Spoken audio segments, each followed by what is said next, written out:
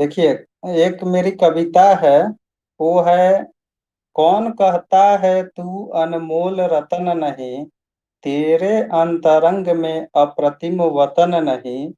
चला चल अचल के स्वरूप हो जहाँ, चरण भा पखारना समंदर हो वहाँ। प्राच्य अवाची प्रतीचि उदीचि के मध्य, कहता है तू जिसे गोमुखी के अध्य।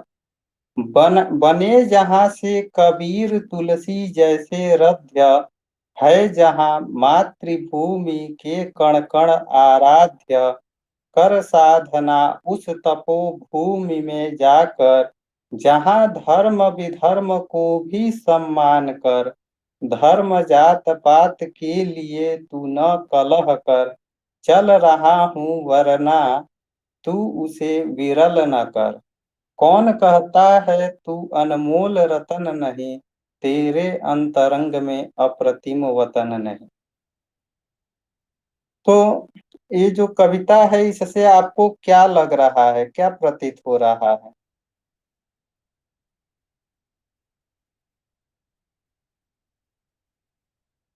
मानसी,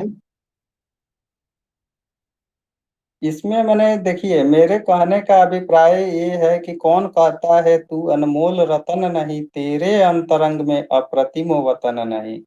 तो इसका जो मुख्य जो अभिप्राय ये है कि प्रत्येक व्यक्ति अनमोल है और उसके हृदय में देश से संबंधित प्रेम है। और यहाँ पे जो कवि है, वह कहना चाहता है कि चला चल अचल के स्वरूप हो जहाँ, अचल कहते हैं पर्वत को। तो प्रेरित कर रहा है कि तुम वहां तक पहुंचो, उस हिमालय तक पहुंचो। और कहाँ पहुंचो? तो कहते हैं कि चरण भा पखारना समंदर हो वहां। अर्थात माने हिमालय से लेके कन्याकुमारी तक तुम यश को प्राप्त हो जाओ। तो पुनः कहता है कि माने जो वह भूमि है जहाँ पे जिस हिमालय पर जाना है और वहां से जिस कन्याकुमारी तक आपको यश की प्राप्ति करनी है, तो कहते हैं कि वो आखिर मैं उसको पहचानूं कैसे? मैंने कोई भी अनजान व्यक्ति यही ना कहेगा कि हिमालय कहाँ है, कन्याकुमारी कहाँ है। तो इसमें प्रत्यक्ष रूप से नहीं बताया गया है। तो इसीलिए कहते हैं कि प्राच्य अवाची प्रतीचि उदीचि के मध्य। हम लोगों ने दिशा के लक्षण में प्राच्य अवाची प्रतीचि उदीचि के विषय में भी जाना था। तो पुनः कहते हैं कि कहता है जिसे पवित्र गोमुखी के अध्य, माने उस हिमालय के समीप, उस हिमालय के हिमालयत्व को प्राप्त करो जहां पर क्या है, जहां से पवित्र जो गंगा है, गंगा की जो धारा है वह प्रवाहित हो रही है। तुम जाओ और वहां से अपने माने पवित्रता के कारण उस यश को प्राप्त हो जाओ। तो कहते हैं कि बने जहां से, अब कहे कि मान लीजिए कि एक केवल अगर इस कविता में विशेषण दे दिया जाए तो उससे तो कार्य नहीं चलने वाला है। तो मान लीजिए कि एक विशेषता अगर मैंने बता दी यहाँ पे, तो उससे कार्य नहीं चलेगा। तो कुछ और उदाहरण दे देते हैं जिससे मैंने कन्फर्म हो जाएगा कि आपको इसी भारत की यहाँ पे चर्चा हो रही है, जिस भारत में आपको जाना है, वहां पे रहना है। तो कहते हैं कि बने जहां से कबीर तुलसी जैसे रध्या। तो रध्य कहते हैं मूर्धन्य, माने जो विद्वान होते हैं, जो श्रेष्ठ कैटेगरी के जो विद्वान होते हैं, तो उनको रध्य कहते हैं। तो कहते हैं कि बने जहां से कबीर तुलसी जैसे जो रध्य, माने हमारे जो इस पवित्र भूमि पर कबीर जैसे, तुलसी जैसे अनेक जो विद्वान हुए, वैसी पवित्र भूमि पर तुम जाकर उस यश को प्राप्त करो। तो कहते हैं कि है जहाँ की मातृभूमि, मातृभूमि की कण कण आराध्य, माने जो हमारी वह जो मातृभूमि है, माने वह वीरों की मातृभूमि है, या विद्वानों की जो मातृभूमि है, उस मातृभूमि पर तुम जाकर यश को प्राप्त हो जाओ। तो कहते हैं कि वहां पर आपको क्या करना पड़ेगा, क्या करेंगे तो यश की प्राप्ति होगी। तो कहते हैं कि कर साधना उस तपोभूमि में जाकर, जहां धर्म विधर्म को भी सम्मान कर। तो यहाँ पर जो कवि का जो अभिप्राय है, तो ये कहना चाहता है कि तुम उस मातृभूमि पे जाओ, उन विद्वानों की धरती पर और उन वीरों की धरती पर जाओ, और वहां पर जाकर तुम ऐसी तपस्या करो, ऐसी साधना करो, जिससे तुम उस योग्य, माने उसमें वीरत्व गुण एवं जो ज्ञानत्व जो गुण है, पूर्ण रूप से समाहित हो जाए। तो कहते हैं कि कर साधना उस तपोभूमि में जाकर, जहां धर्म विधर्म को भी सम्मान कर। सबसे बहुत माने जो सोचनीय जो वार्ता है इस पंक्ति में है। देखिए, धर्म होता है व्यक्ति का जो मूल जो कर्तव्य होता है, वही व्यक्ति का धर्म है। अभिधर्म क्या है? जो अकर्मण्य जो है, माने जो आलस्य के और प्रमाद के कारण तपस्या नहीं करते हैं, उनके लिए यहाँ पे इन शब्द का प्रयोग किया गया है कि जहाँ पर धर्म को और विधर्म को भी सम्मान कर। मैंने कवि यहाँ पर यह कहना चाहता है, उसका उद्देश्य ये है कि मान लीजिए कि यदि कोई अच्छा व्यक्ति हो, जो तपस्वी हो, या कोई अज्ञानी हो, तो तपस्वियों का भी सम्मान हमें करना चाहिए, एवं अज्ञानी जो है उनको भी स्नेह देकर और उन्हें आगे बढ़ाने उत्प्रेरित करने का जो प्रयत्न है वो हमें करना चाहिए। तो पुनः कहते हैं कि ठीक है, तो अब यहाँ पे धर्म विधर्म की बात कर दिए कि जो धर्मी है जो विधर्मी है दोनों का सम्मान करना चाहिए। पुनः कहते हैं जो दूसरा ये है कि मान लीजिए धर्म जात पात के लिए तू न कलह कर। तो यहाँ पर कवि का अभिप्राय यह है कि जो धर्म के नाम पे, संप्रदाय के नाम पे या जात पात के नाम पर जितने भी प्रकार के इस भारत में विवाद हो चल रहे हैं, तो वह जो विवाद है, तो तू व्यर्थ में क्यों कर रहा है? प्रत्येक व्यक्ति को, चाहे वह छोटा हो या बड़ा हो, यदि कोई बड़ा व्यक्ति है तो वह अपने से जो छोटे जो व्यक्ति हैं उनको आगे बढ़ाने का कर्म करे, न कि उन्हें और नीचे गिराने का कर्म करे। तो इसीलिए कहता है कि धर्म जात पात के लिए यदि तू कलह करता है, तो कह रहा है कि अगर ऐसी अगर आपकी स्थिति है तो चल रहा हूं, वरना तू उसे विरल मत कर। तो मैंने चल रहा हूं, वरना तू उसे विरल न कर। इस शब्द में कभी यह मैंने संदेश प्रेषित करना चाहता है कि यदि तुम धर्म जात पात एवं संप्रदाय के नाम पर कलह करते हो, तो मैं तुम्हारे इस मातृभूमि पे या इस धरती पे मेरे रहने का कोई माने औचित्य नहीं है। मैं जा रहा हूं यहाँ से, इस पवित्र मातृभूमि को छोड़कर मैं किसी अन्य मातृभूमि पर रहना पसंद करूंगा, किंतु यहाँ पर रहना एक निमेष भी पसंद नहीं करूंगा। तो यहाँ पे जो कवि की कल्पना है, कवि यह चाहता है, कहने का अभिप्राय ये है कि हम ये अपने धरती को, अपने देश को, अपने राष्ट्र को एक ऐसे मुकाम पर पहुंचाए कि जीवन में प्रत्येक व्यक्ति हमको याद रखे। तो पुनः कहता है कि कौन कहता है तू अनमोल रतन नहीं, तेरे अंतरंग में अप्रतिम वतन नहीं। तू वह व्यक्ति है, तू वह अनमोल व्यक्ति है, और तू उस मणि के तरह है, और तेरे जो हृदय में जो विद्यमान जो है, तो वह सब गुण है जो देश प्रेम के लिए होना चाहिए हमारे अंदर। हमारे अंदर ये लोकतंत्र है तो लोकतंत्र के गुण होना चाहिए। हमें उत्तम नागरिक बनने का जो प्रयत्न है वह करना चाहिए। तो ये एक आपको प्रेरित करने के लिए था। और भी मेरी कविताएं हैं, उसको भी मैं आपको बताऊंगा। जैसे मेरी जो दूसरी कविता है वो भी आपको प्रेरित करने के लिए ही है। तो जो मेरी जो दूसरी जो कविता है वो है कि हे पथिक प्रवीर है तू आगे चला चल। यह मेरे कविता की शीर्षक है। तो इसमें कवि कहता है कि पत्थर के फूल हो चाहे कंटकमय पथ, उत्प्रेरित कर हृदय के अचल मनोरथ को, तू जीवन के उन उद्देश्यों को पूरा कर, हे पथिक प्रवीर है तू आगे चला चल। तो इसमें जो एक कवि की जो भावना है कि हमारे पास हमारे जीवन में बहुत सारी कठिनाइयां आएंगी। हो सकता है कि हमारे पास धन की कमी हो जाए, हो सकता है कि समाज हमारी उपेक्षा कर दे, हो सकता है कि हमें जिस प्रकार की शिक्षा चाहिए वह शिक्षा न मिल पाए।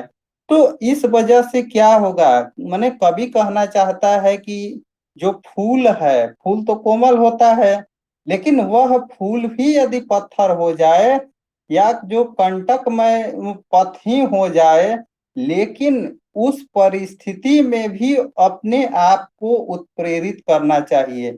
सर्वदा दुखों से निवृत्ति के लिए मार्ग का चयन करना चाहिए। तो वही कहता है कवि यहाँ पे, उत्प्रेरित कर हृदय के अचल मनोरथ को, तू जीवन के उन उद्देश्यों को पूरा कर।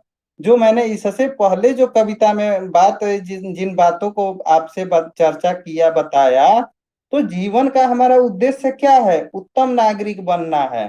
तो हमें एक उत्तम नागरिक बनना चाहिए, और जो अपना लक्ष्य है, लक्ष्य से कभी मैंने भटकना नहीं चाहिए।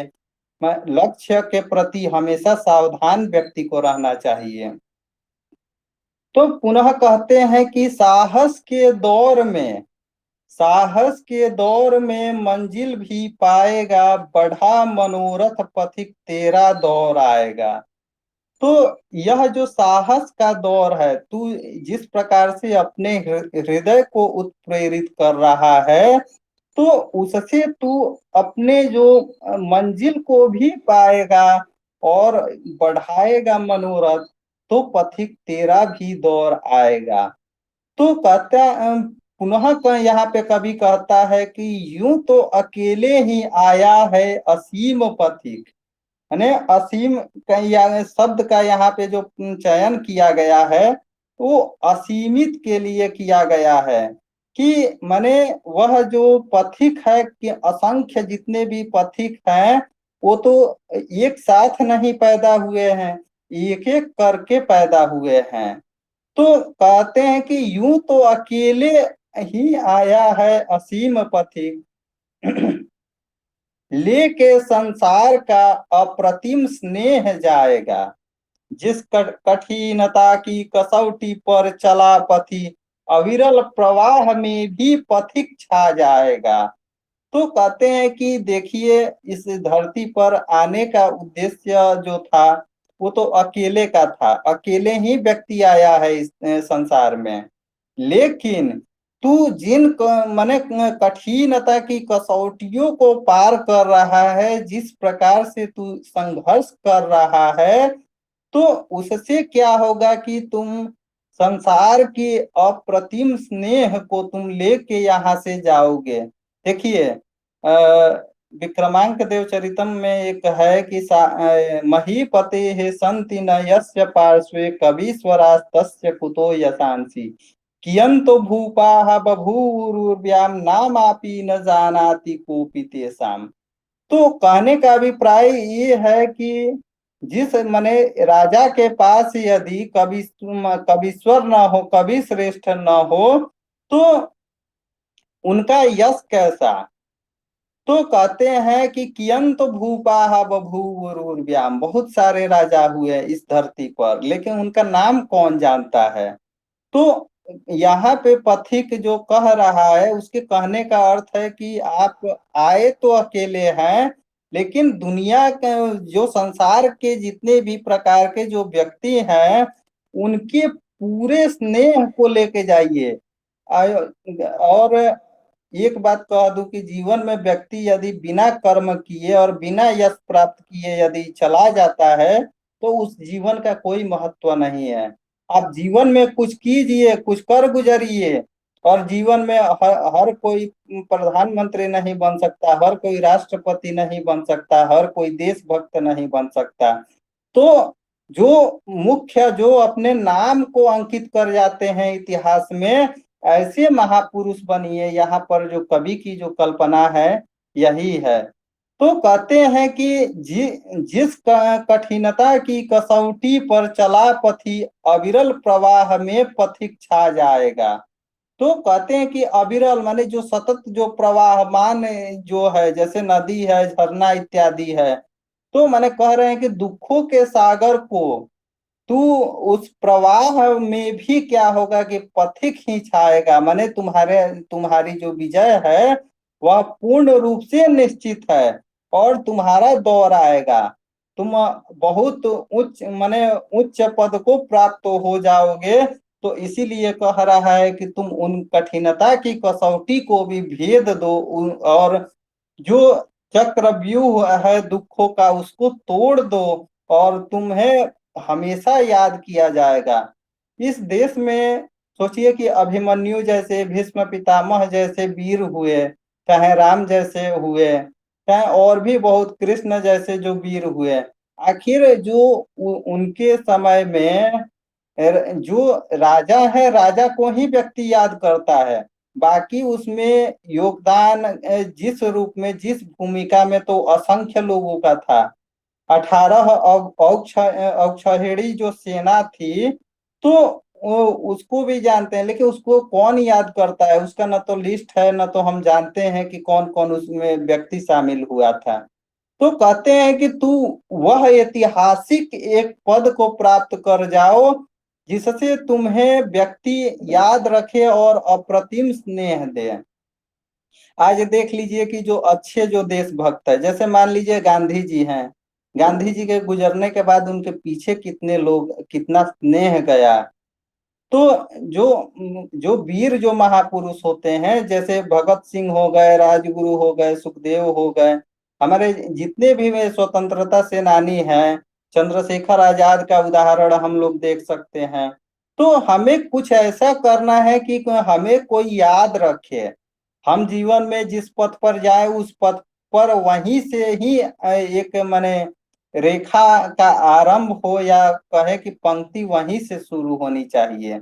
इस प्रकार का अपना योग्यता बनाइए और इस प्रकार आगे बढ़ने की कोशिश कीजिए। तो कहते हैं कि आज का स्नेह कल का प्यार, प्यार है पथिक तू, विश्व वंदिता स्मृति के ख्याल है पथिक। तू जीवन के उद्देश्यों को पूरा कर, हे पथिक प्रवीर है तू, आगे चला चल। तो कवि की भावना है कि तू विश्व में वंदनीय हो जाओ, और तुम सबके स्मृति में हमेशा विद्यमान रहो। जैसे महात्मा गांधी को कभी भुलाया नहीं जा सकता, नेहरू को कभी भुलाया नहीं जा सकता, क्योंकि वो लोग वह ऐतिहासिक पुरुष हो चुके हैं। तो इसीलिए कहता है कि तू भी उसी प्रकार से विश्व में वंदना के प्राप्ति के योग्य बन जाओ। तो कहते हैं कि तू जीवन के उन उद्देश्यों को पूरा कर, हे पथिक प्रवीर है तू, आगे चला चल। तो आज बस इतना ही। आप लोगों को कैसा लगा? तो इस प्रकार से मैंने सोचा कि आप लोग जो अध्ययन में कभी कभी हो सकता है कि बोरिंग भी महसूस कर लेते हो, तो इसीलिए सोचा कि आज थोड़ा सा आप लोगों को मोटिवेट कर देते हैं। हाँ।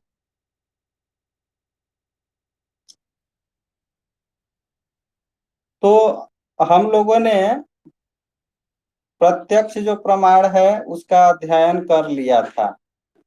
तो आज अनुमान जो प्रमाण है उसको देखते हैं। अनुमान प्रमाण के विषय में अन्नम भट्ट जी कहते हैं कि अनुमितिकरणम अनुमानम। तो अनुमिति के जो करण होते हैं, माने करण शब्द से हम लोगों ने जो करण के बारे में पढ़ा था कि करण क्या होता है? असाधारण कारण होता है। तो उस जो अनुमिति के जो असाधारण जो कारण है, उसको क्या कहेंगे? अनुमान कहेंगे। तो पुनः कहते हैं कि यदि केवल करणम को ही अनुमान के लक्षण में, यदि करण को ही अनुमान के लक्षण में यदि रख दिया जाता है, तो क्या होता है? जो कुठार आदि है, तो उसमें जो अनुमान लक्षण की क्या हो जाती है? अतिव्याप्ति हो जाती है। तो कहते हैं कि जब अतिव्याप्ति होगी, तो उसमें क्या होगा? जैसे माने छिदा होने के कारण वह जो जो कुठार है, तो कुठार को भी हमें अनुमान मानना पड़ेगा। तो कहते हैं कि जबकि माने ऐसा नहीं है। उनके कहने का अर्थ है कि लिंग का जो परामर्श रूप है, उसे अनुमान कहेंगे। तो इसीलिए लिंग परामर्श जो पद है, उस पद को यहाँ पे प्रयुक्त किया गया है। तो पुनः कहते हैं कि यदि अनुमान के लक्षण में केवल मिति जो है, मिति करण रखा जाए, माने जो मिति रूपी जो असाधारण जो कारण है, यदि उसको रखा जाएगा, तो क्या होगा? तो कहते हैं कि जो ज्ञान का जो करण जो है, तो हाँ, उसमें कहते हैं कि यदि ज्ञान का करण हो, तो उसमें क्या होगा? प्रत्यक्ष अनुमान के लक्षण में क्या होती है? अति व्याप्ति हो जाती है। तो कहते हैं कि इसलिए मिति में जो करण है, तो मिति करण के साथ जो अनु उपसर्ग है, वह लगाने से इसकी जो अति व्याप्ति है, वह अति व्याप्ति समाप्त हो जाती है। तो इसीलिए कहते हैं कि इसीलिए मैंने अपने लक्षण में अनुमिति जो पद है, उस पद का प्रयोग किया। तो पुनः कहते हैं कि जो अनुमान है, तो अनुमान ज्ञान को सर्वदा क्या करता है? प्रत्यक्ष ज्ञान के अनंतर होता है।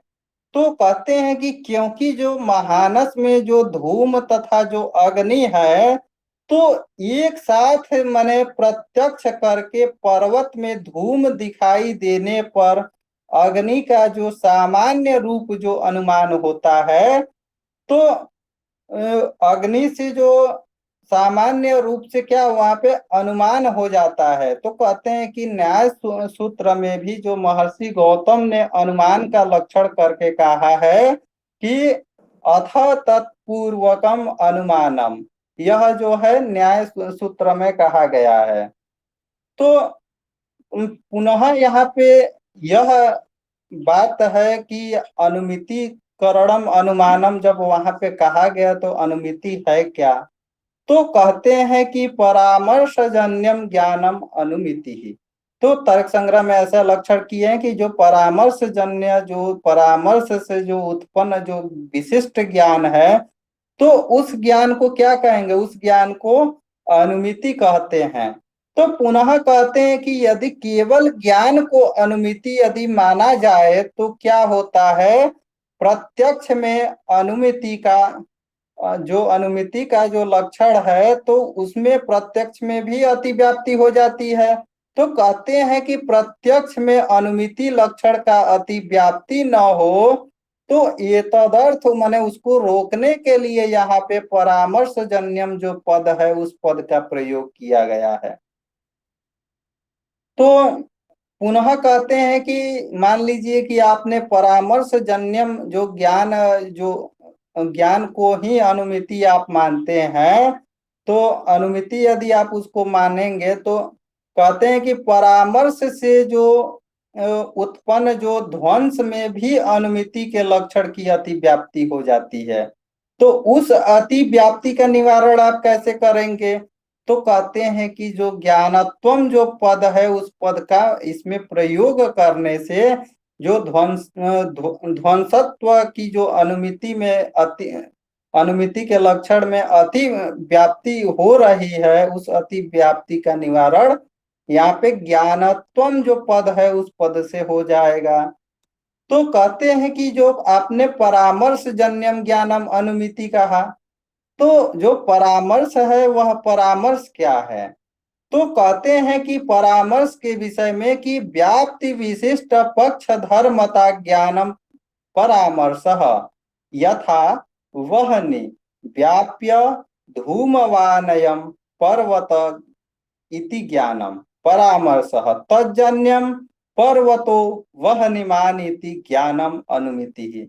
माने पर्वतो वह्निमान, माने पर्वत वह्निमान है, इसको क्या कहेंगे? अनुमिति कहेंगे। और वहनी व्याप्य धूमवानयम, तो उसको क्या कहेंगे? उसको परामर्श कहेंगे। तो इसको यदि विशेष रूप से देखें तो ज्ञात होता है कि व्याप्ति विशिष्ट पक्ष धर्मता जो ज्ञान है उस ज्ञान को परामर्श कहते हैं।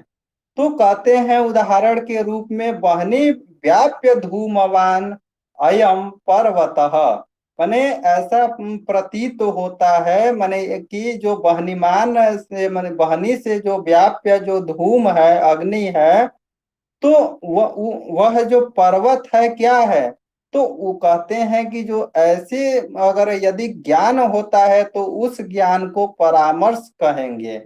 और उस परामर्श से जो उत्पन्न ज्ञान है, जैसे कहते हैं कि पर्वत बहनीमान है, तो पर्वत बहनीमान है तो वह किससे उत्पन्न हुआ है? तो वह परामर्श जन्यम से उत्पन्न हुआ है। तो कहते हैं कि जो उससे उत्पन्न ज्ञान है, परामर्श से उत्पन्न जो ज्ञान होगा उस ज्ञान को अनुमिति कहेंगे। तो इसमें जो विषयता यदि देखें तो है कि जैसे धूम है और अग्नि है, तो विषय में रहने वाले जो धूम और अग्नि के विषय में रहने वाले जो धर्म है उसको क्या कहेंगे? उसको विषयता कहते हैं। और जो ज्ञान है, तो ज्ञान क्या होता है? वहां पे विषयी हो जाता है। तो उसका जो भाववाची जो रूप है, तो उसकी जो संज्ञा है वह क्या है? वह विषयता है। तो कहते हैं कि अग्नि की व्याप्ति से जो युक्त धूम के पक्ष धर्मता जो ज्ञान है, तो उसको क्या कहेंगे? उसको परामर्श कहते हैं। तो पुनः देखते हैं कि जैसे यत्र यत्र धूमस तत्र तत्र अग्नि ही अथवा कहीं कहीं वहनी भी प्राप्त होता है, तो आप लोग ध्यान दीजिएगा। तो कहते हैं कि माने जी यहाँ पे कहने का अर्थ है कि पर्वत जो है, इस व्याप्ति पर्वत पर धूम दिखाई देने से जो धूम ज्ञान का जो ज्ञान हो रहा है, तो वह ज्ञान क्या है? वह ज्ञान है पक्ष धर्मता। तो कहते हैं कि इन दोनों में व्याप्ति संबंध जो है निश्चित होने से पर्वत पर अग्नि होना यह निर्धारित होता है। यानी बहुत विचार करने के बाद, बहुत सारे पक्षों का के अवलोकन करने के पश्चात यह ज्ञात होता है कि वह जो वह धूम दिख रहा है, तो यत्र यत्र धूम, जहां जहां पे धूम होता है वहां वहां पर अग्नि भी होता है। तो इस पक्ष का निर्धारण होता है वो महानस से निर्धारण होता है।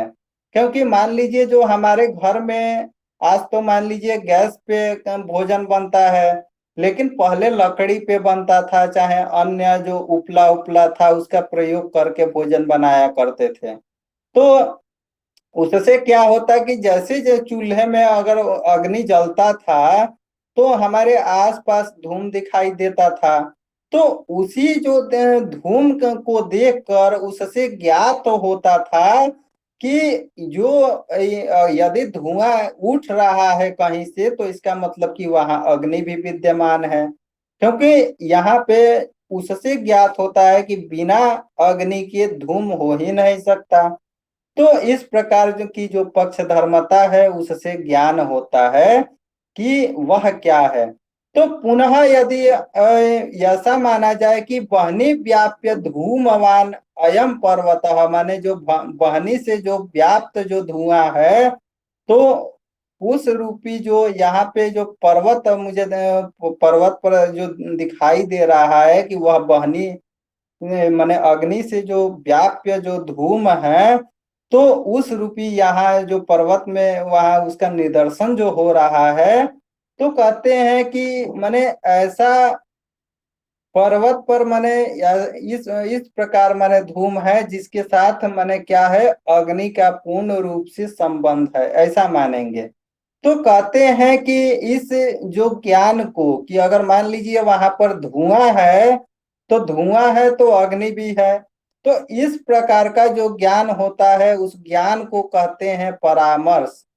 तो कहते हैं कि उसी परामर्श से जो उत्पन्न जो ज्ञान है उस ज्ञान को कहेंगे अनुमिति। तो कहते हैं कि उदाहरण के रूप में पर्वतो वहनिमान, अर्थात माने पर्वत पर निश्चित रूप से अग्नि है। तो बिना पक्ष धर्मता के आप वहां पे सिद्ध नहीं कर सकते कि वहां पर अग्नि है या नहीं है। तो जैसे मान लीजिए जो सीआईडी ऑफिसर हैं, किसी भी क्राइम का जो रिपोर्ट है तभी प्रदान करते हैं जब उन्हें पूर्ण रूप से साक्ष्य प्राप्त होता है। तो वही जो साक्ष्य है, तो वो क्या कार्य करता है, पक्ष धर्मता का कार्य करता है। आप लोग अपने मस्तिष्क में इस बात को बैठा लीजिएगा। तो पुनः कहते हैं कि यदि केवल व्याप्ति विशिष्ट ज्ञान को परामर्श माने, तो घट ज्ञान में जो परामर्श है, तो उस परामर्श में भी तो अति व्याप्ति हो जाएगी। तो कहते हैं कि उसे रोकने के लिए यहाँ पे जो पक्ष धर्मता जो पद है उस पद का प्रयोग किया गया है। तो पुनः कहते हैं कि यदि केवल पक्ष धर्मता रूपी जो ज्ञान है उसको परामर्श माने, तो क्या होगा, धूमवान पर्वत, माने जो धुएं से जो युक्त जो पर्वत है, अर्थात जो पर्वत पर धूम है, ऐसे कहें तो कहते हैं कि इस ज्ञान में विशिष्ट व्याप्ति धूमादि का पर्वत पक्ष में रहने से क्या होगा, अति व्याप्ति होगा। तो कहते हैं उस अति व्याप्ति को रोकने के लिए जो व्याप्ति विशिष्ट पद जो है, तो इस पद को उस लक्षण में प्रयुक्त किया गया है। तो कहते हैं कि व्याप्ति, तो एक व्यक्ति के अंदर में जिज्ञासा उत्पन्न होता है कि व्याप्ति क्या है। तो कहते हैं कि यत्र यत्र धूमस तत्र तत्र अग्नि ही इति साहचर्य नियमो व्याप्ति ही।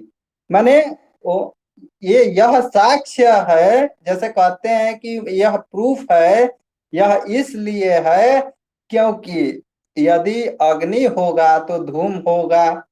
तो एक प्रश्न ये आपके मन में उठना चाहिए कि आजकल हम लोग जो गैस का उपयोग करते हैं, तो गैस में जो बर्नर है, बर्नर में धुआं आपको कहाँ दिखता है, धुआं तो देखने के लिए नहीं मिलता है।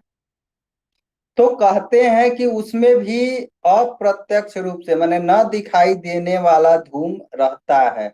आप लोग देखिएगा बड़ी ध्यान से तो लगेगा कि माने जो ताप है, ताप रूपी धूम जो है उससे निकलता रहता है। वो माने हानिकारक नहीं होता है, और उससे बर्तन जो है हमारा काला भी नहीं होता है। तो इसीलिए वहां पे कहते हैं कि यत्र यत्र धूमस तत्र तत्र अग्नि ही इति साहचर्य नियम व्याप्ति ही। माने यह जो साहचर्य का जो नियम है उस नियम को क्या कहते हैं, व्याप्ति कहते हैं।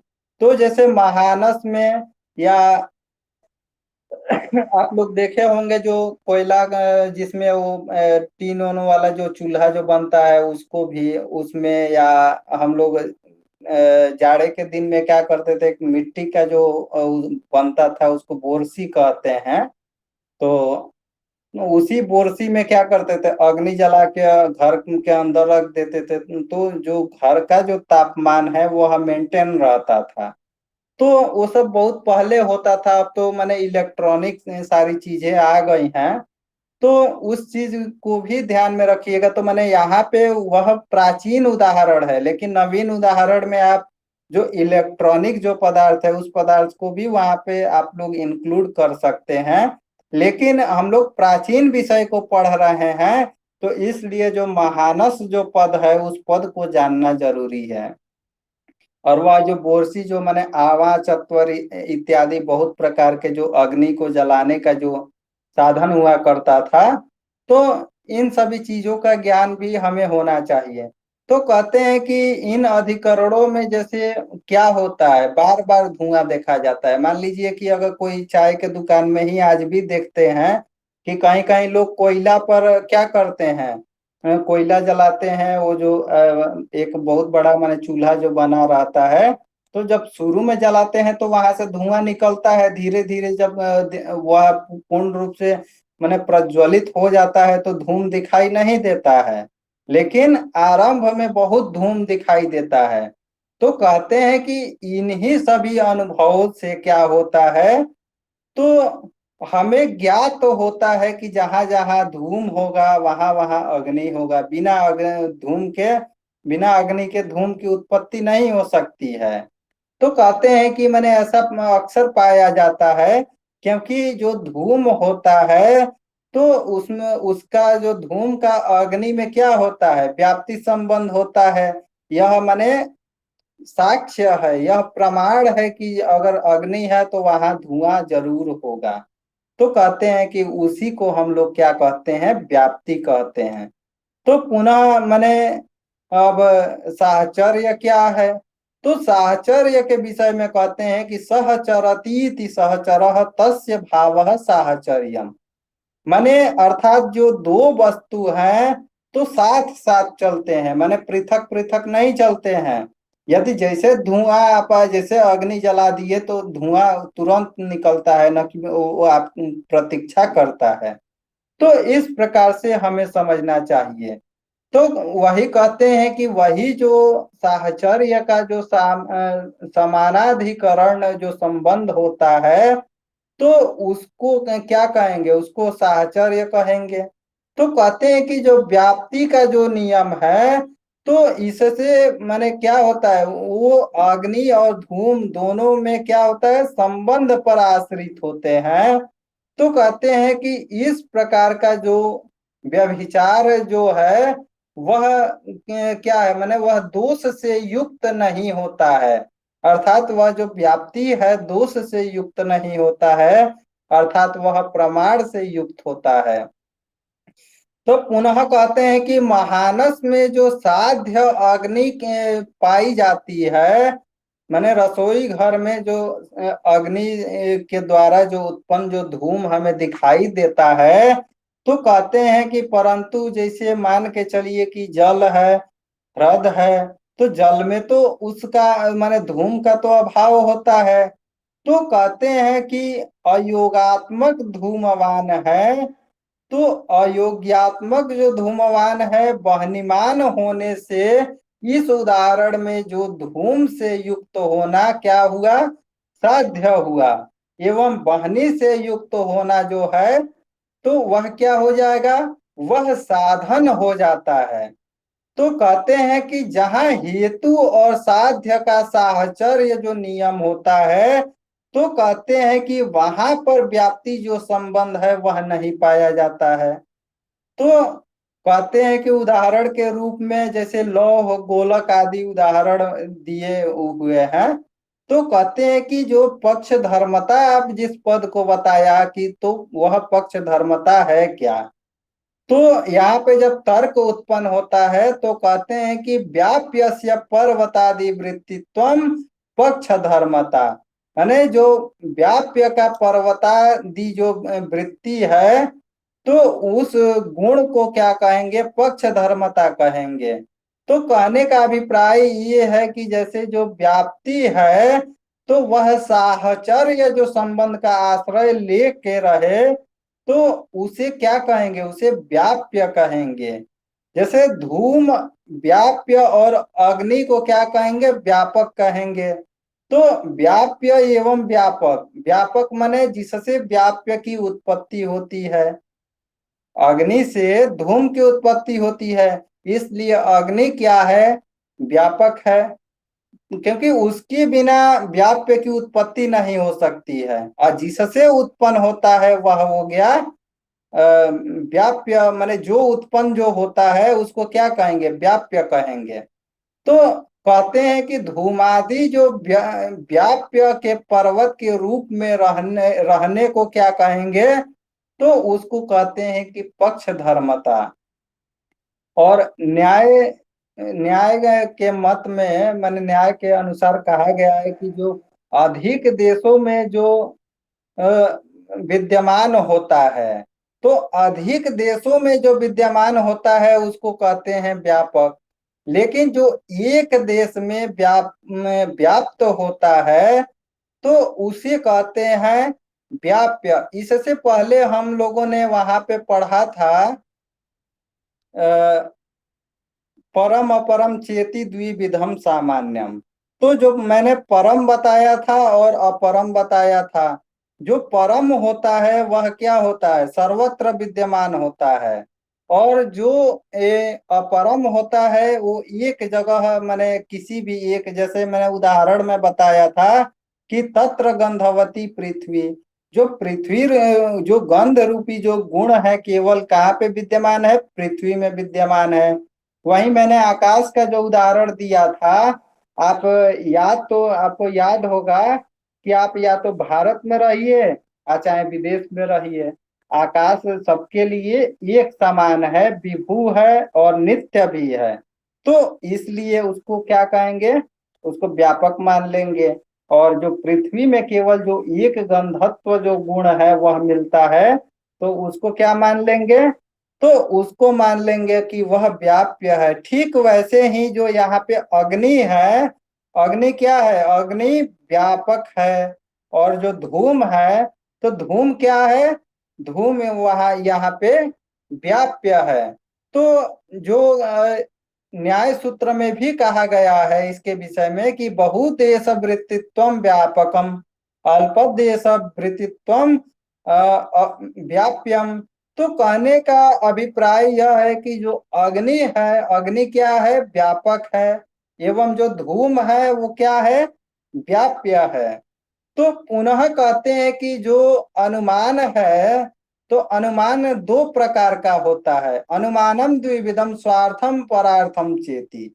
माने दो प्रकार का अनुमान होता है, स्वार्थानुमान होता है और परार्थानुमान होता है। तो ऐसे प्रश्न आता है तो आपको भ्रमित नहीं होना है। तो स्वार्थानुमान के विषय में अन्नम भट्ट जी कहते हैं कि तत्र स्वार्थम स्वानुमिति हेतु तथा ही स्वयमेव भूयो दर्शनेन यत्र यत्र धूमस्तत्र तत्राग्निरिति महानसौ व्याप्तिम गृहीत्वा पर्वत समीपम गतस्तद्गते चाग्नौ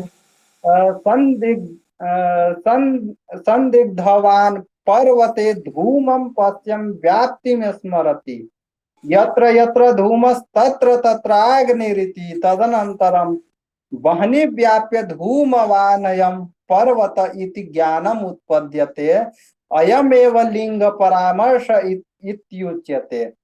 तस्मात् पर्वतो वह्निमान् इति ज्ञानम अनुमितिरुत्पद्यते तदेतत् स्वार्थानुमानम। तो इसमें कहा गया है कि जो स्वयं अपने ज्ञान का जो यदि कारण होता हो या हेतु हो, तो उस हेतु को और कारण को क्या कहेंगे, स्वार्थानुमान कहेंगे। तो जो स्वार्थानुमान है उसके विषय में तर्क भाषा में कहा गया है कि स्वार्थ स्व प्रतिपत्ति हेतु।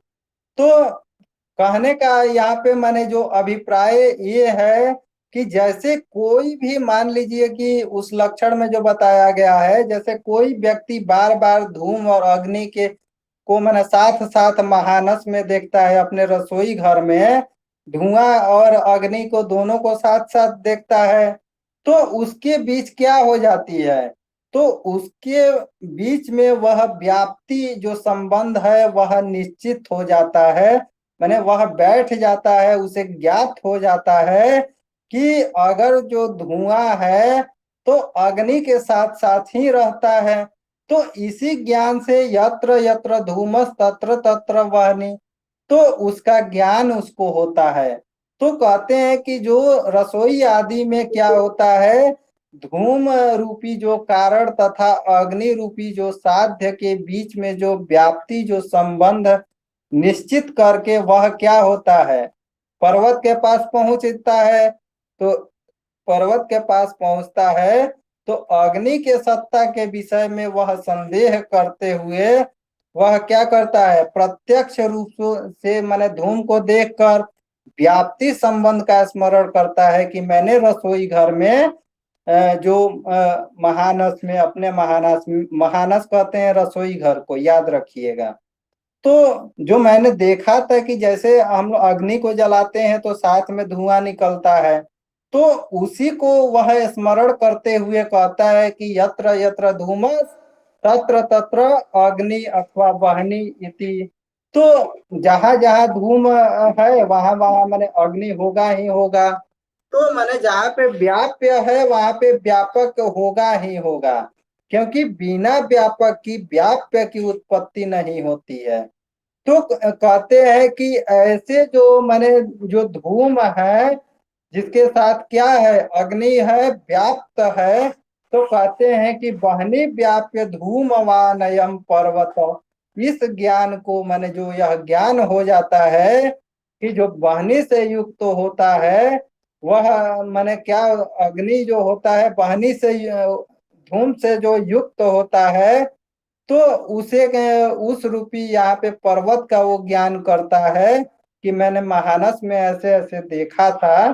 तो इस ज्ञान को कहेंगे, तो इस ज्ञान को कहते हैं कि लिंग परामर्श।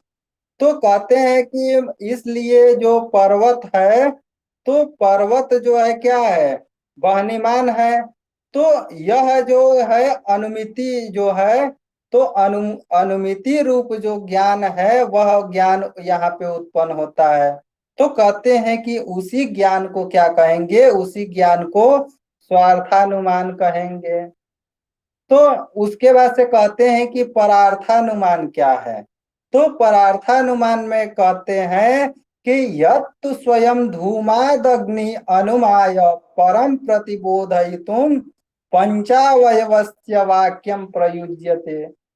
तो कहते हैं कि तत्परार्थानुमान अनुमानम, यानी वह क्या होता है, परार्थानुमान होता है।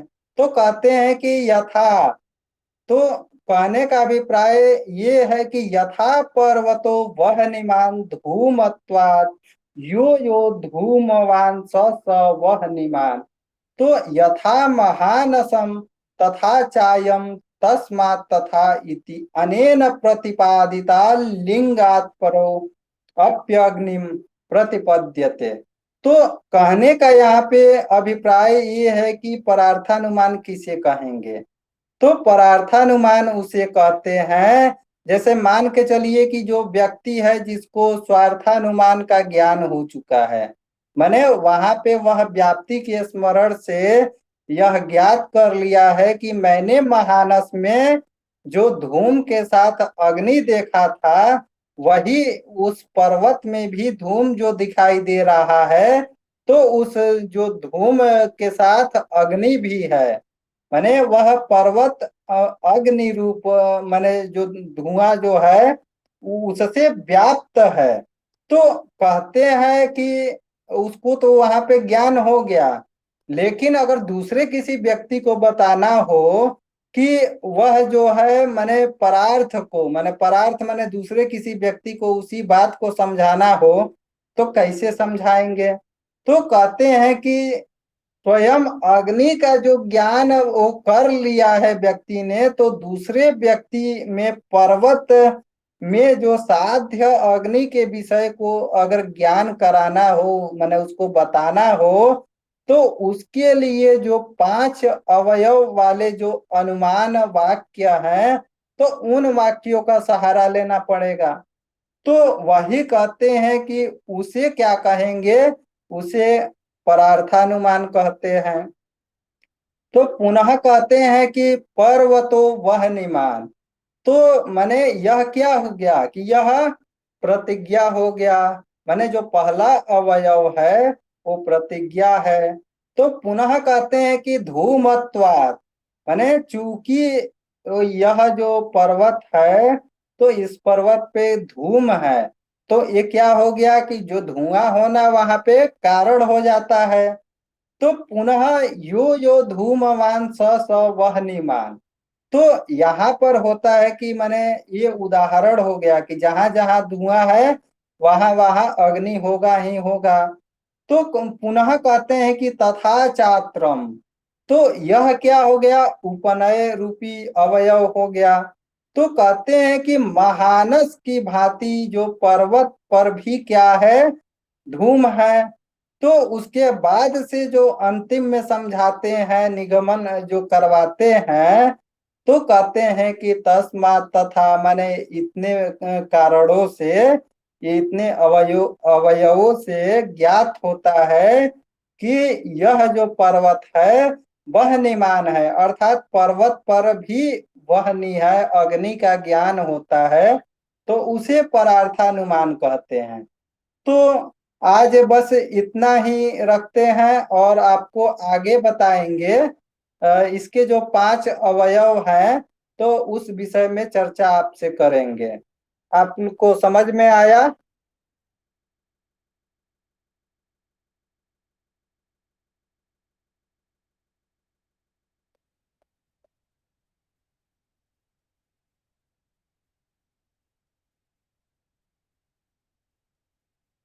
और कोई दिक्कत होगा आप लोग बताइएगा।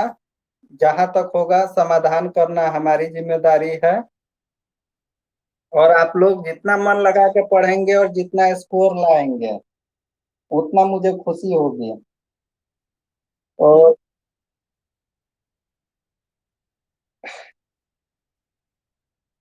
ठीक है, आज पाठ को यहीं समाप्त करते हैं।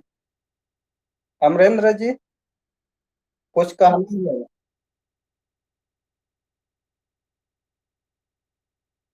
अमरेंद्र जी,